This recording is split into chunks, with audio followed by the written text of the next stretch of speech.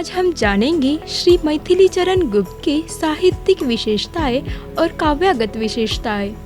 राष्ट्रीय भावना। राष्ट्रीय भावना गुप्त जी के साहित्य की मुख्य विशेषता है। उनकी यह राष्ट्रीय भावना कई रूपों में प्रकट होती है। देश के अतीत का गौरवगान, देश की समृद्ध संस्कृति का उद्घाटन करने में साथ साथ उन्होंने देश की वर्तमान समस्याओं पर भी चिंता व्यक्त की है। नारी के प्रति दृष्टिकोण। उन्होंने अपनी कविता में उपेक्षित भारतीय नारियों को विशेष रूप में स्थान दिया है। उन्होंने यशोधरा, उर्मिला, कैकेयी जैसे उपेक्षित नारियों को अपने काव्य में स्थान दिया। नारी के प्रति सहानुभूति प्रकट करते हुए कहते हैं, अबला जीवन हाय तेरी यह कहानी, आंचल में है दूध और आँखों में पानी। प्रकृति वर्णन।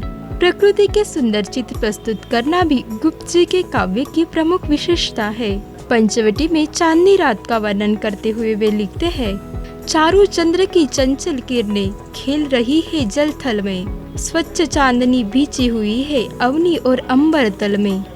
भक्ति भावना। गुप्त जी श्री राम के अनन्य भक्त थे। उन्होंने श्री संप्रदाय में दीक्षा ली थी।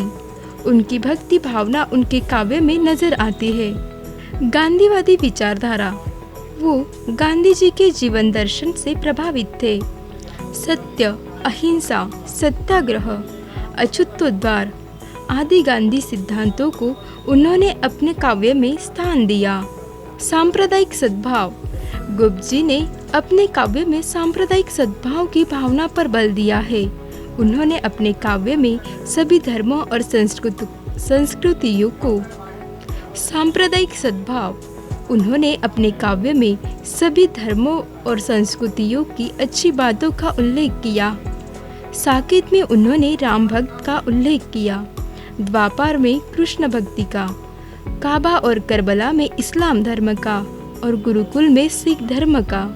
कला पक्ष। भाव पक्ष के भांति गुप्त जी का कला पक्ष भी विकसित है। उनकी भाषा सरल, सहज एवं विषयानुकूल है। तत्सम, तद्भव, देशज, विदेशज आदि सभी प्रकार के शब्द उनके काव्य में मिलते हैं।